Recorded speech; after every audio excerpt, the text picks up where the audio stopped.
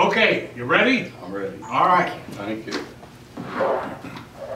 This is the first time that I have ever shared my wartime experiences with a group. Today is a very special day for me because on this day 67 years ago, February 19th, 1945, I was in the invasion of IwoJima. I was 18 years old. I enlisted in the Navy when I was 17 years old with, of course, my parents' permission because I wanted to be aboard a ship. I took my training for 6 weeks at the Great Lakes Training Center near Chicago, and I was trained to be a signalman aboard a landing craft. I was then sent to be part of a crew member aboard a merchant marine ship in Norfolk, Virginia, that was taken over by the Navy. The letters on the ship were AKA, which means Attack Cargo Amphibious. And the ship's name was the SS Mulliphen, M-U-L-L-I-P-H-E-N. We lovingly called it the Mighty Mule. After the Navy took it over, they converted it to hold 24 landing craft, all kinds of supplies in its hold, and accommodations for 125 Marines and 365 crew members. There was only 5 Jewish men. And as an interesting note, the postmaster aboard the ship was Jewish. On February 14th, our ship left Pearl Harbor with a huge flotilla of Navy ships with 125 Marines aboard my ship. We knew we were going to invade an island, but we didn't find out where we were going until we were at sea.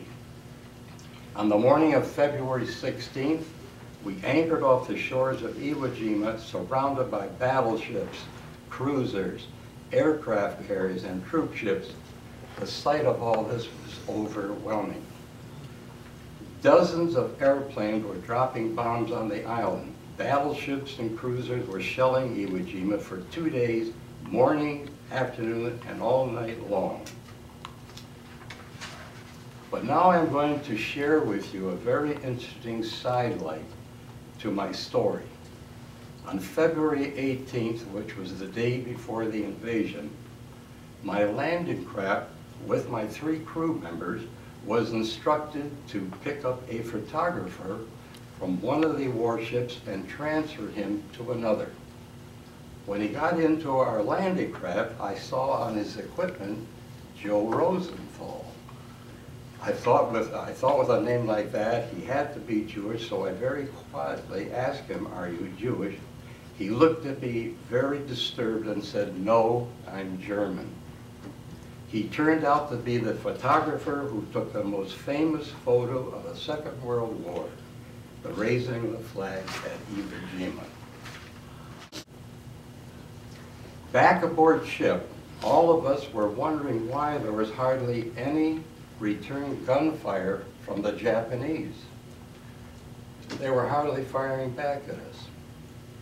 When we come back next Sunday, I will tell you why the Japanese did not fire on us, and also I will describe completely my experience in the invasion and why I had to swim to shore during the invasion. So on that note, I know you'll all come back to it.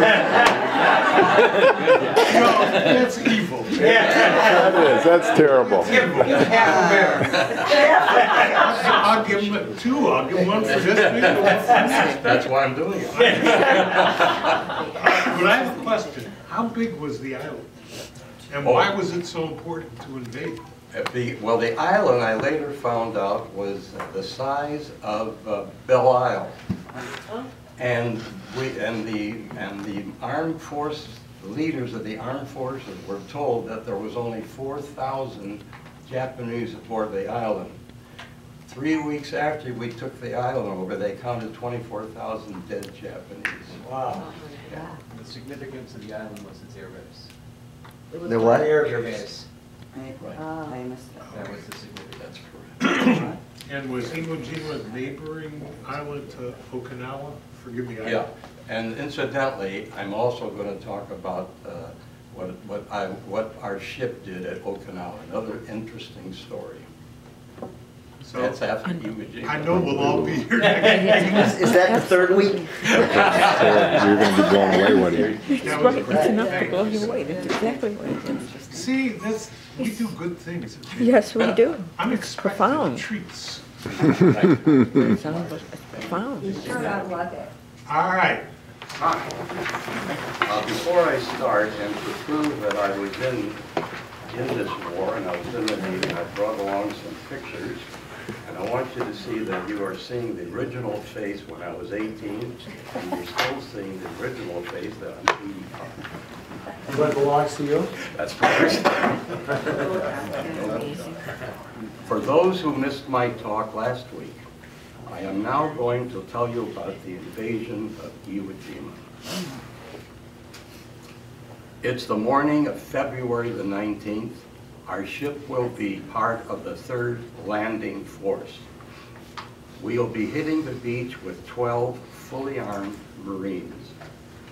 Airplanes, battleships, and cruisers were still shelling the island. The noise was almost unbearable. Before we went ashore, we were told to contact the beachmaster if we needed help. I am now going to describe the scene as we approached the shore. The first and second wave of Marines were almost wiped out. There were dozens of bodies floating all around us. It's a sight that I'll never forget. I can still visualize the scene today. Do you remember that last week I told you we were wondering why the Japanese hardly returned any gunfire? Well, the reason was that they had built a system of underground tunnels, and all of our shelling was almost wasted. Our top leaders were not aware of this. IwoJima is an island built of solid rock formations. So when the first and second wave landed, they were waiting for us behind these formations, just above the beach landing area. Our guys were just like sitting ducks. We dropped off the Marines and headed back to our ship. We were about 100 yards offshore when a bomb dropped close to our landing craft and we started to sink. We had no choice but to swim ashore. As I started to walk on shore looking for the beachmaster, a voice rings out, "What are you doing?" "I'm looking for the beachmaster." "Get down, you dumb SOB. He was killed in the first landing." I never dropped faster in my life. Luckily, and I mean luckily, I saw one of my ship's landing craft on the beach getting ready to return to our ship. So I guess God was looking down, looking after me. Before I talk to you about my experience at Okinawa, here's a few more facts concerning Iwo. We were supposed to have taken over the island in 1 week. It took 3 weeks. There was supposed to be around 4,000 Japanese soldiers on the island. The final count was close to 24,000. I saw Japanese women jumping into the ocean from Mount Suribachi because they were told that the Americans would rape and kill them. There was 2 flag raisings at IwoJima by the photographer. He didn't like the first one. The second one was the most famous during the Second World War. And in closing, I would like to tell you about my experience at Okinawa. The High Command had learned that there was one more Japanese battleship hiding somewhere in the Pacific. So my ship was one of 12 unarmed cargo ships with no protection from the U.S. warship to circle the island as bait to bring out the battleship. Went around the island 12 times. After 12 days, we learned that the battleship had been sunk by a U.S. plane around 50 miles away. I want to thank all of you for giving me this opportunity to share my war experiences for the past 2 weeks.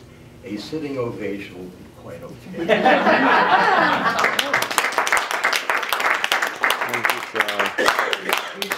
suicide? Yes.